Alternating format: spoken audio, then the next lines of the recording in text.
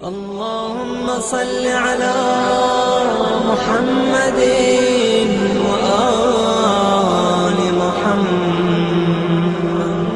اللهم صل على محمد. سلاما على عباده الذين اصطفى.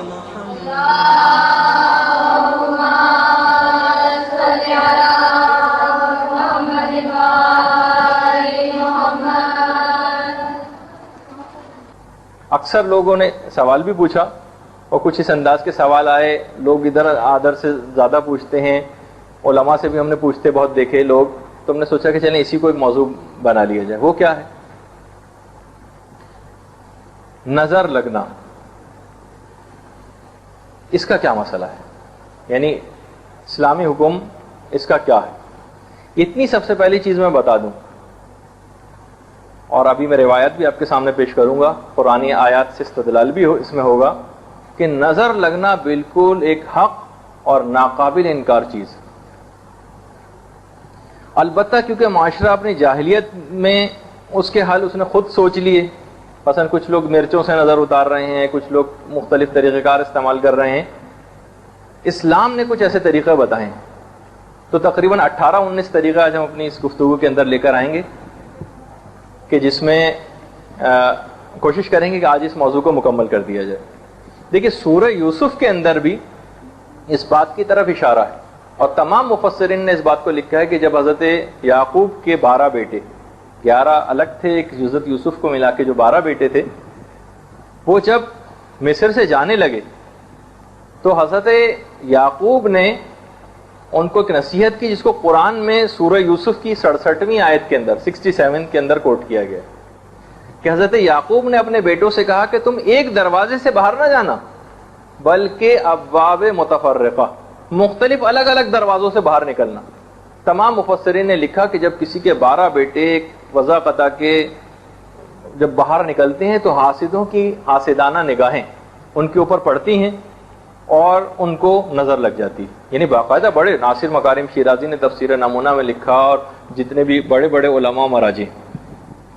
اس کے علاوہ مثلا اگر ہم سورہ بقرہ کو دیکھیں تو باقاعدہ سورہ بقرہ میں بھی جو آیت نمبر 102 ہے، اس کو آپ جا کے دیکھیے گا، اس کا ترجمہ بھی کہ ہاروت و ماروت کی جہاں بات بیان ہوئی ہے وہاں یہ بھی تھا کہ جادوگر حضرات جو ہیں وہ شوہر و بیوی میں اپنے جادو کے ذریعے بھی جدائی ڈال دیتے ہیں، تو یہ بھی چیز بالکل حق ہے، لیکن یہ کہ لوگ غلط اس طرف نکل جاتے ہیں، اس کا میں آگے چل کر ابھی تذکرہ بھی کرنے والا ہوں۔ تیسری چیز یہ کہ بہار الانوار کی 95 جو جلد ہے 90 کیا السلطان العظیم والمن القدیم والوجہ الکریم والکلمات التامات والدعوات المستجابات آف الحسن والحسین من انفس الجن واعین الانس، یعنی لوگوں کی نگاہوں سے بچانے کے لیے جو لوگ نظر لگاتے ہیں، یہ جبریل نے یہ دعا پیغمبر اسلام کو پروردگار عالم کی طرف سے پہنچائی۔ اچھا، یہاں آف الحسن والحسین کی بجائے آپ اپنا نام اور اپنی اولاد، بھائی، رشتہ دار کا نام بھی ڈال سکتی ہیں۔ اچھا، پھر اس کے بعد باقاعدہ امیر المومنین مولا علی ابن ابی طالب علیہ الصلوۃ والسلام کی بھی روایت ہے۔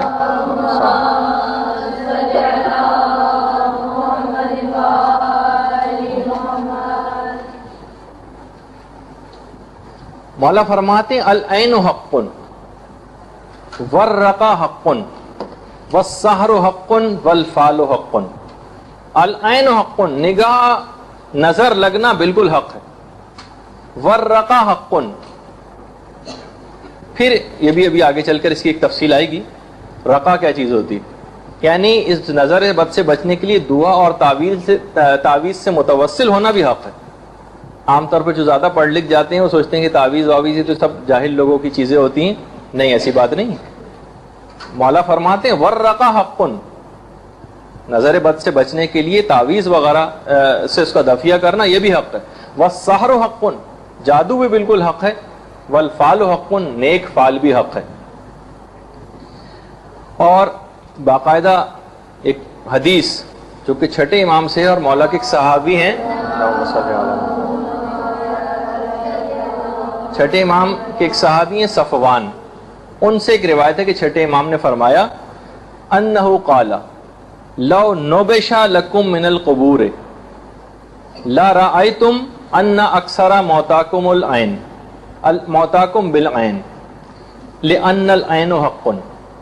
امام فرماتے ہیں کہ اگر تمہارے مردوں کی قبریں کھول کے دیکھی جائیں تو تم اس بات کا مشاہدہ کرو گے کہ ان میں سے اکثر اموات نظر لگنے کی وجہ سے واقع ہوئی، اور بے شک نظر لگنا بالکل حق ہے. اب آ جائیے اس سے پہلے، کیونکہ یہ معاشرے کے اندر بہرحال یہ چیز حقیقی طور پر موجود ہے، لوگوں کے اندر ہے بھی، لیکن لوگ غلط انداز اس میں اختیار کرتے ہیں اس کے دفعے کے لیے. اب ہم اسلامی احکام بتاتے ہیں اور وہ طریقے کہ ہم اس سے کیسے محفوظ رہ سکتے ہیں. اچھا، ضروری بھی نہیں ہے، ابھی یہ بھی آگے چل کر آئے گی چیز، کہ ہم کہیں کہ کوئی حاسد، ہماری برائی چاہنے والے کی نظر ہم کو لگ سکتی. نہیں، چاہنے والے کی، اپنے گھر والے کی، اپنے قریب کی، دوست کی، عزیز کی، رشتہ دار کی، اس کی نظر بھی لگ سکتی. اس کی ابھی آگے چل کے ایک طریقہ آئے گا ابھی اس سلسلے میں. پیغمبر اسلام کو باقاعدہ وحی کی گئی حسنین کو نظر بد سے بچانے کے لیے، اور اس میں تعلیم یہ دی گئی کہ سورہ ناس اور سورہ فلق کے ذریعے حسنین کو محفوظ کیا جائے.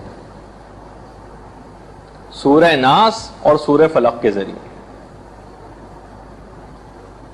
یہ ایک طریقہ ہے. یعنی کبھی بھی کسی بھی بچہ، کوئی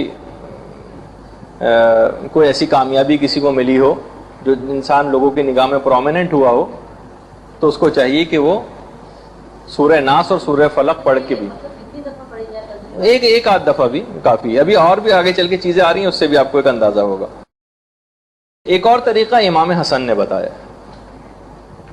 ان دواء الاصابۃ بالعین ان یقرؤوا ان یکاد الذین کفروا لیزلقونک بابصارہم لما سمعوا الذکر ویقولوا انہ لمجنون وما هو الا ذکر للعالمین، جو سورہ قلم کی آیت ہے. امام حسن نے فرمایا کہ کوئی بھی اگر ان دواء الاصابۃ بالعین، جو نظر لگنے کی مصیبت اور نقصان سے بچنا چاہے، اس کے چاہیے ان یقرؤ کہ وہ یہ والی آیت پڑھے، ان یکاد الذین کفروا، جو سورہ قلم کی آیت نمبر 51 آیت نمبر 51. ان یکاد الذین کفروا لیزلقونک بابصارہم، اے رسول یہ کافر جو ہیں اگر ہماری نصرت اور مدد نہ ہوتی تو یہ کافر تم کو نظر لگا دیتے. کبھی آپ جا کے اس کی تفسیر بھی پڑھیے گا تفسیر نمونہ میں، یعنی کافر نظر لگا دیتے. یکاد الذین کفروا لیزلقونک بابصارہم، اگر ہماری نصرت اور مدد نہ ہوتی تو اے رسول یہ کافر تم پر نظر لگا دیتے اور تمہیں یعنی نقصان پہنچانے کی کوشش کرتے. تو ایک تو یہ والی آیت اگر کوئی پڑھ لی جائے، باقاعدہ ایران کے اندر تو چھوٹے چھوٹے سے کارپیٹ کے اوپر لکھ کے لگانے کے لیے بھی دیواروں کے اوپر یہ والی دعا لکھ کے لگا دی جاتی ہے. یعنی گھر کے اندر وہ شو پیس کے طور پہ استعمال بھی ہوتی ہیں، اور یہ والی آیت لکھی ہوئی ہوتی ہے جو سورہ قلم کی آیت نمبر 51. تو کبھی بھی کسی کو نظر لگنے کا اگر کوئی اندیشہ ہے تو وہ یہ والی آیت پڑھ لے. اچھا، پھر اس کے بعد ایک اور طریقہ چھٹے امام نے بتایا. چھٹے امام یہ فرماتے ہیں کہ العین حق، یہاں سے تو حدیث شروع ہو رہی ہے کہ بے شک نظر لگنا بالکل حق ہے. جب بھی تم اپنے کسی مومن بھائی کے اندر کسی اچھی چیز کا مشاہدہ کرو تو فوراً خدا کو یاد کرو. مثلاً کہو ماشاء اللہ، تو پھر تمہاری نگاہ کا اس کو کوئی نقصان نہ پہنچے گا. دیکھیے اس میں بھی یہ بات ہو رہی کہ یہ نہیں کہا جا رہا کہ آپ اس کے کوئی دشمن ہیں دوسرے مومن کے، نہیں، آپ کو کوئی چیز اچھی لگی آپ فوراً ماشاءاللہ ذکر خدا کر کے اس نقصان کو دور کریں. آپ چھٹے امام نے ایک اس کی دعا اور بھی بتائی کہ جب بھی کسی کے اندر اچھی چیز کا آپ مشاہدہ کریں، آپ کو کوئی چیز کسی کی اچھی لگے، کپڑا اچھا لگے، کسی کی کوئی کامیابی اچھی لگے، کسی کی شکل مثلا اپنے دوست بھائی رشتہ دار کی شکل آپ کو اچھی لگے، تو تبارک اللہ احسن الخالقین یہ پڑھا جائے. چھٹے امام فرماتے ہیں کہ یہ اس کو پڑھنے کے بعد اس کا جو نقصان ہے نگاہ لگنے کا، وہ آپ سے وہ نقصان دور ہو جائے گا. تبارک اللہ احسن الخالقین. تیسری دعا بھی چھٹے امام ہی نے بتائی. فرماتے ہیں کہ 3 دفعہ پڑھ دیا جائے اگر ما شاء اللہ لا حول ولا قوت الا باللہ، 3 دفعہ صرف یہ پڑھ دیا جائے. کسی کے اوپر کسی کی بھی اچھی چیز دیکھ کے یہ پڑھ دیا جائے تو اس کو آپ کی نگاہ کا کوئی نقصان نہ پہنچے گا. چھٹے امام یہ بھی فرماتے ہیں جب کسی کا کوئی لباس آپ کو اچھا لگے یا کسی کی کوئی حالت آپ کو اچھی لگے تو فوراً معوذتین پڑھ دی جائے. قل اعوذ برب الناس اور قل اعوذ برب الفلق، یہ 2 سورے پڑھ دیے جائیں تو اس شخص کو کوئی نقصان نہ پہنچے گا. اور اگلا طریقہ بتایا ہے پیغمبر اسلام نے. اب اس کو جلدی جلدی لکھتی جائے کیونکہ وقت ہمارے پاس بہت کم رہ گیا ہے. پیغمبر فرماتے ہیں کہ کوئی ضرر متوجہ ہو ہی نہیں سکے گا آپ پر اگر آپ یہ کہہ دیں اللہ اللہ ما شاء اللہ لا قوت الا باللہ. کسی کی بھی کوئی اچھی چیز آپ کو لگے تو آپ یہ پڑھ دیں اللہ اللہ ما شاء اللہ لا قوت الا باللہ، اس کو کوئی نقصان نہ پہنچ سکے گا. اچھا، پھر اس کے بعد جو کہ 8ویں امام نے بتایا اور وہ ہے آیت الکرسی پڑھنا.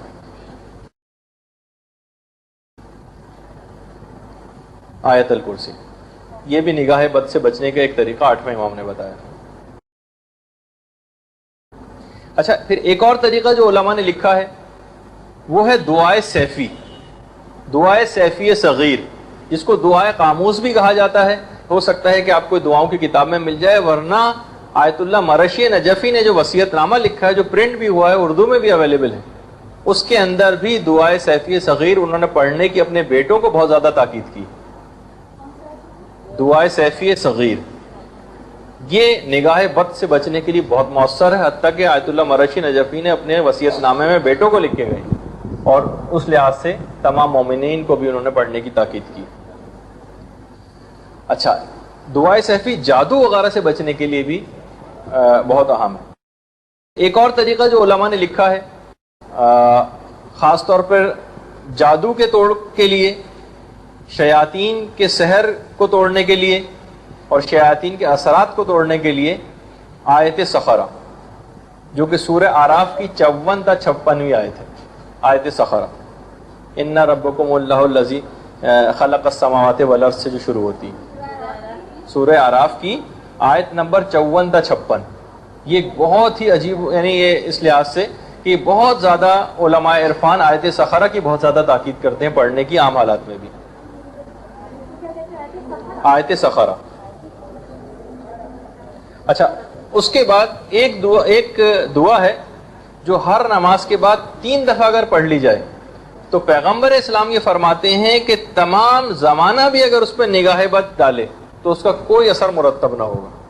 اچھا، وہ کیونکہ وہ عام طور پر شاید تعقیبات نماز کے اندر بہت سی تعقیبات میں نے دیکھی ہے، لیکن بہرحال کیونکہ وہ نسبتاً 5-6 لائنوں کی ہے تو میں نے الگ پیپر لکھ دی. اوعیذ و نفسی و دینی و اہلی و مالی و ولدی و اخوانی سے شروع ہوتی ہے.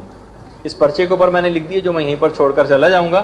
5-6 لائن کی ایک دعا ہے جس کے متعلق پیغمبر اسلام یہ فرماتے ہیں کہ ہر نماز کے بعد 3 دفعہ اگر یہ پڑھ لی جائے اور پوری دنیا بھی اس کو نظر لگانے کے اوپر آ جائے تب بھی اس کا کوئی نقصان مرتب نہ ہوگا. اچھا، یہ والی جو دعا ہے اس کو خاص طور پر لکھا ہے، یہ جو بھی میں نے آپ کے کف امین ہے جو ہمارے دعاؤں کے بہت ایک اوتھینٹک عالم شمار ہوتے ہیں، انہوں نے اپنی کتاب مصباح میں اس کو نقل کیا ہے. اچھا، پھر اس کے بعد کچھ علماء نے کیونکہ گھر کے اندر بھی یہ سب چیزیں ہو رہی ہوتی ہیں تو ایک چیز اور بھی ریکمینڈ کی ہے، وہ ہے بلند آواز سے گھر میں اذان دینا. بلند آواز سے گھر میں اذان دینا. اچھا، اس کے اندر یہ جو کفمی نے لکھی ہے یہ والی جو دعا جو بھی میں نے آپ کے سامنے پیش کی، جہاں تک مجھے یاد پڑ رہا ہے اس میں ریفرنس پیغمبر اسلام کا دیا ہے، لیکن بہرحال اس کے آخر میں نتیجہ یہی ہے، شاید یعنی اب میں کیونکہ حالت شک میں ہوں کہ پیغمبر اسلام سے مروی ہے یا نہیں، لیکن بہرحال شاید ہو کیونکہ کچھ میرے دماغ میں آ رہا ہے کہ شاید پیغمبر اسلام سے، لیکن اس کے آخر میں لکھا یہی ہے کہ پورا زمانہ بھی اگر اس کو نظر لگائے تب بھی کوئی نقصان مرتب نہ ہوگا. جی ہاں، نظر کے لیے یہ علماء نے اس کو لکھا ہے، خاص طور پر گھر میں، خاص طور پر بیماریوں کو دفع کرنے کے لیے گھر میں بلند آواز سے اذان دینا، خاص طور پر کان کی بیماریوں کے لیے. اچھا پھر اس کے بعد جب ہاں جی ہاں وہ بھی مناسب ہے، لیکن ایک انسان خود بھی دے تو وہ اور زیادہ اچھا ہے، کیونکہ جو ٹی وی پہ اذان آتی ہے اس میں ناقص ہے، یعنی اس میں کچھ چیزیں غائب ہوتی ہیں، تو بہتر ہے کہ مکمل اذان دی جائے۔ اچھا پھر اس کے بعد گھر سے جب بھی کبھی باہر نکلیں اگر با طہارت اور باوضو ہو کر جائیں تو بہت ہی زیادہ اس کا ثواب بھی ہے، اور یہ کہ اس سے نظر بد سے بھی انسان محفوظ رہتا۔ اگلا جو اس کے اندر علماء نے جو طریقہ بتایا ہے وہ ہے عقیق کی انگوٹھی پہننا، کہ جو کہ ایک مومن کی علامات میں سے بھی ہے، اور یہ بھی بہت ساری نگاہ بد کا دفیہ کر دیتی۔ اچھا دیکھیے اب جو میں چیز بیان کر رہا ہوں یہ ہمارے یہاں تقریباً چیزیں ختم ہوتی جا رہی ہیں، اور بعض اوقات زیادہ پڑھے لکھے لوگ ذرا اس کا مذاق بھی اڑانے لگتے ہیں۔ وہ ہے کچھ جانور پالنے کی بہت زیادہ تاکید آئی ہے۔ ان میں ایک تو ہے کبوتر، بکری کا بچہ اور مرغ، یا بکری کا بچہ یا خود بکری ہی، بکرا یا بکری، کبوتر، بکرا یا بکری یا پالتو مرغ، یہ تین کی مرغ، ان تین کی ان جانوروں کی بہت زیادہ اس سلسلے میں تاکید آئی ہے، اور یہ بھی روایات کے اندر ہے۔ مرغ آپ نے دیکھا نہیں جو ککڑوں کو مجھے بولتا ہے نا، اب اتنا ہی بتایا جائے گا کہ آپ لوگ مرغ پہ اتنا حیران ہو رہے ہیں کہ کیا چیز بتائی میں نے۔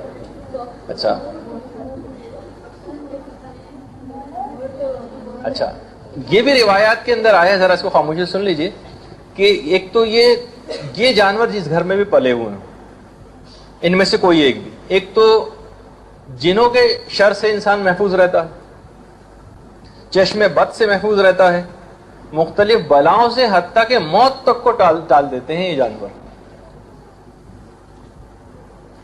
پیغمبر اسلام کی ایک حدیث اور بھی ہے کہ اگر جب بھی شیاطین اور جنات اگر گھروں میں آتے تو وہ ان جانوروں میں مشغول ہو جاتے ہیں اور بچوں کو چھوڑ دیتے ہیں۔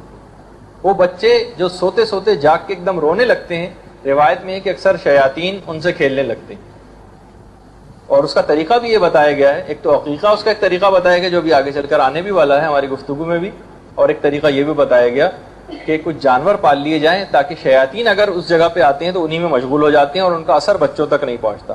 یہ پیغمبر اسلام سے بھی یہی روایت ہے ان جانوروں کے متعلق، اور پانچویں امام سے بھی۔ بلکہ ایک شخص نے کسی نے رسول سے تنہائی کی گھر میں شکایت کی تھی تو پیغمبر اسلام نے اس کو کبوتروں کا جوڑا پالنے کی تاکید کی تھی۔ اور بلکہ اتنا اور بتا دوں کہ جو حرم کے جو کبوتر ہیں یہ حضرت اسماعیل کے پالے ہوئے تھے، حضرت اسماعیل نے پالے تھے، جس سے اب تک یہ وہاں پر چلے آ رہے ہیں۔ ساتویں امام نے ایک خاص طور پر ان جانوروں کے متعلق بات اور بتائی کہ ان کا گھر میں ہونا، ان جانوروں کا، یہ شیاطین کے لیے نفرت کا باعث ہوتا ہے، یعنی وہ پھر اس گھر کے اندر، شیاطین اس گھر کے اندر آتے نہیں آخر یہ جانور جس کسی بھی گھر کے اندر پلے ہوئے۔ بلکہ چھٹے امام تو یہاں تک فرماتے ہیں کہ جو کبوتروں کا جو ہڈر ہوں آپ سنتے ہیں، آج آپ کو میں بول کے بھی سب کی آواز بتا رہا ہوں، امام فرماتے ہیں چھٹے امام کہ یہ اصل میں جو بول رہا ہوتا ہے نا ہڈر وہ، یہ قاتلان امام حسین پر لعنت کر رہا ہوتا ہے۔ خود پیغمبر اسلام کے گھر میں ایک جوڑا سرخ کبوتروں کا پیغمبر نے پالا ہوا تھا، سرخ کبوتروں کا ایک جوڑا۔ اور آپ سنتی بھی ہیں کہ مولا کے جب شہادت کا واقعہ اس میں مرغابیاں گھر میں پالی ہوئی تھی۔ تو یعنی یہ ایسا نہیں ہے کہ یہ جانور یعنی کوئی معاذ اللہ، جو اب لوگ سوچتے ہیں کہ جاہل لوگ بھی اس کو صرف پالتے ہیں اور پڑھے لکھوں کا اس سے کیا غرض، یعنی بہرحال یہ سب چیزیں اپنی حقیقت رکھتی ہیں۔ بلکہ ایک حدیث میں یہاں تک بھی آیا ہے کہ یہ جو پالتو کبوتر ہے یہ بہت زیادہ ذکر خدا کرتا ہے، اہل بیت کو دوست رکھتا ہے، اور صاحب خانہ کے لیے برکت کی دعائیں کرتا رہتا ہے۔ یعنی اتنی ایسی چیز ہے، نگاہ بد سے بھی بچانے والے اور بلیات سے بھی بچانے والے یہ جانور۔ اسی طریقے سے پالتو مرغ کے لیے بھی کہا جاتا ہے کہ اگر یہ کسی گھر کے اندر پلا ہوا ہو تو وہ گھر اور اطراف کے 7 گھروں تک کی بلائیں وہ دور کر دیتا ہے، جو مرغ اگر کسی نے گھر میں پالا ہوا۔ بہرحال ان تمام جانوروں کے اندر جو مرغ ہے، جو کبوتر ہیں خاص طور پہ، یہ زیادہ سفارش شدہ ہے۔ بلکہ کہا جاتا ہے کہ اگر یہ بھی روایتوں میں ہے، اگر کمپیریزن کیا جائے تو 2 الگ الگ رنگوں کے کبوتر 7 سفید مرغوں سے بہتر ہے۔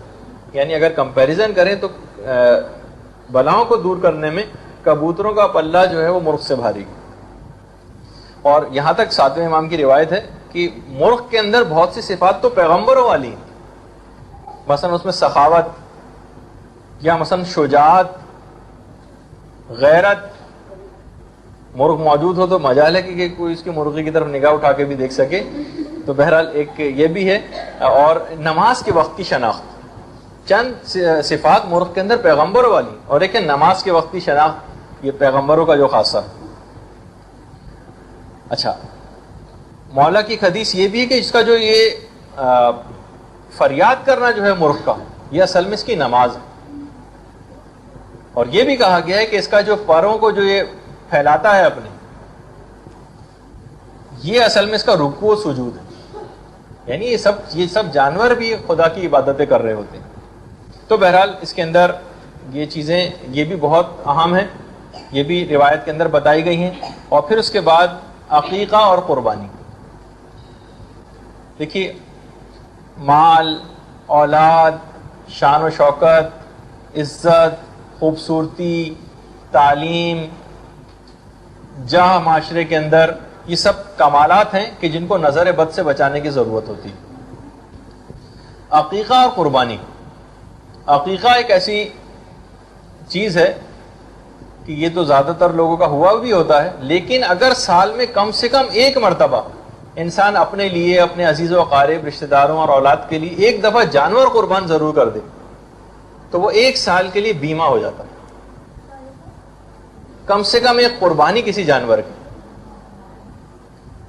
تو جیسے کہ روایت میں ملتا بھی ہے کہ کئی 100 مرتبہ 11ویں امام نے 12ویں امام کا عقیقہ کروایا تھا، کئی 100 مرتبہ. فار ایگزامپل، اگر ایک عقیقہ 60 یا 70 سال کی عمر تک کے لیے مصیبتوں سے بچانے کے لیے کافی ہوتا ہے، تو جو شخص جس کو ہزاروں سال زندہ رہنا ہو، اس کا کئی سو دفعہ عقیقہ ہونا بالکل سمجھ میں آتا ہے. 11ویں امام نے کئی 100 دفعہ جو ہے 12ویں امام کا عقیقہ کروایا تھا. تو بہرحال کبھی بھی اگر آپ یہ بھی تجربہ کر کے دیکھیے گا، کبھی بھی گھر میں کوئی مصیبت و پریشانی آتی، لوگ ویسے صدقات دیتے ہیں، دعائیں بھی کرتے ہیں، لیکن خود جانور کا قربان ہونا اور اس کا خون کا بہنا، یہ خود ایک انتہائی مؤثر چیز ہے اس مصیبت کو دور کرنے کے لیے. آپ کبھی بھی کوئی مصیبت میں گرفتار ہو اور ایک جانور ذبح کر کے دیکھیے خدا کی راہ میں، دیکھیے گا کہ وہ مصیبت کیسے دور ہوتی ہے. اور اتنا اور بتا دوں آپ کو، بس یہ آخری چیز اس کے اندر، کہ کھانا کھلانا اور صدقہ دینا. کھانا اور صدقہ یہ بھی مصیبتوں کو دور کرتے ہیں اور نظر بد سے بھی انسان کو بچاتے ہیں.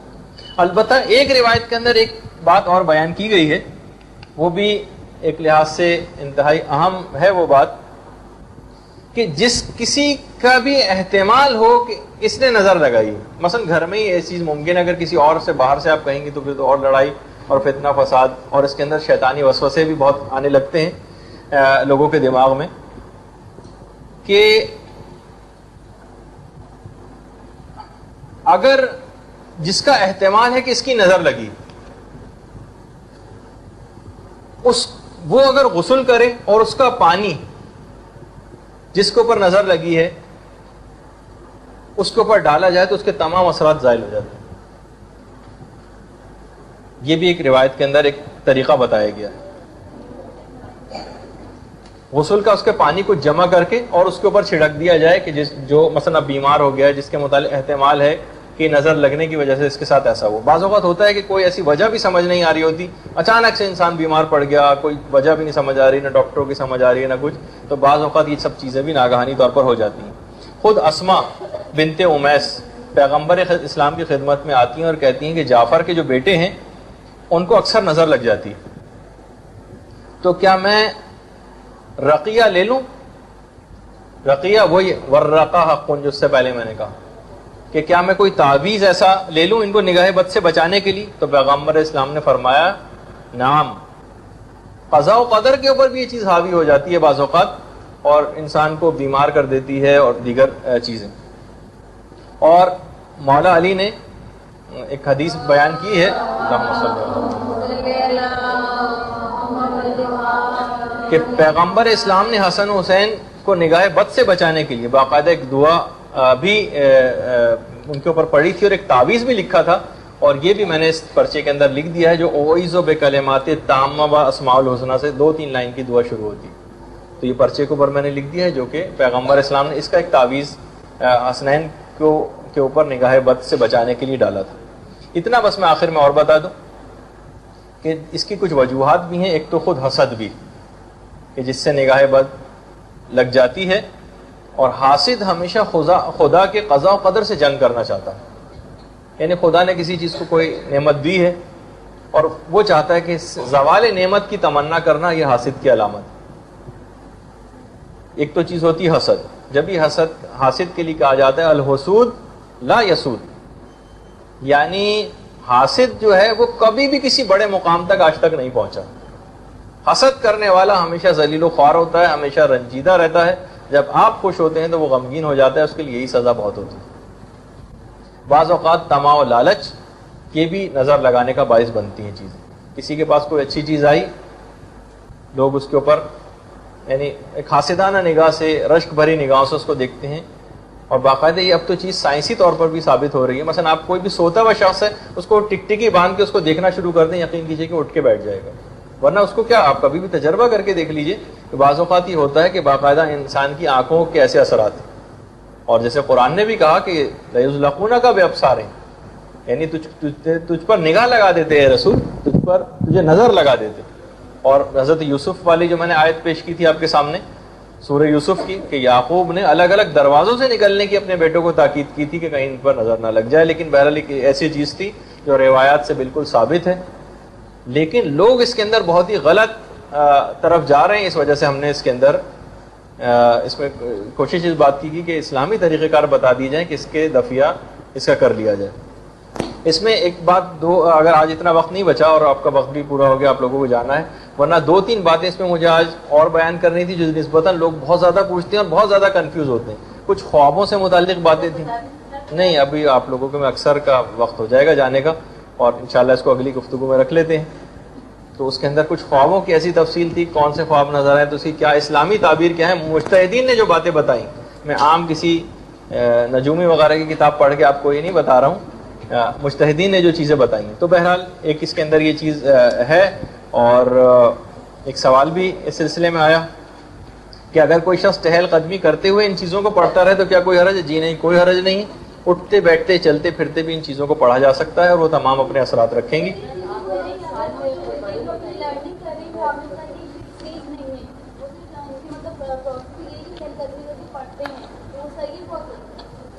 اچھا, چہل قدمی کرتے ہوئے میں یہ سوچ رہا تھا کہ آپ نے دعاؤں کے متعلق پوچھا. اچھا, یہ جو ویسے پڑھنا یہ اتنا مناسب نہیں. چہل قدمی پڑھتے ہوئے کوئی, یعنی جس وقت آپ موونگ حالت میں ہو, کوئی بھی چیز اچھی نہیں پڑھی جاتی. حتیٰ کہ بلکہ آنکھوں کے لیے بھی ذرا, مثلا گاڑی میں بیٹھ کے پڑھتے ہوئے, اخبار پڑھتے ہوئے لوگ جا رہے ہوتے ہیں, آنکھوں کے لیے بھی اتنا اچھا نہیں.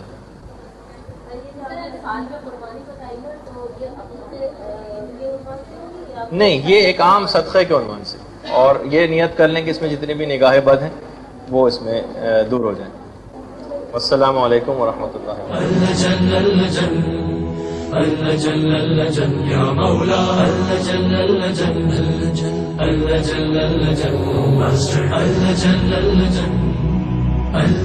يا صاحب السماء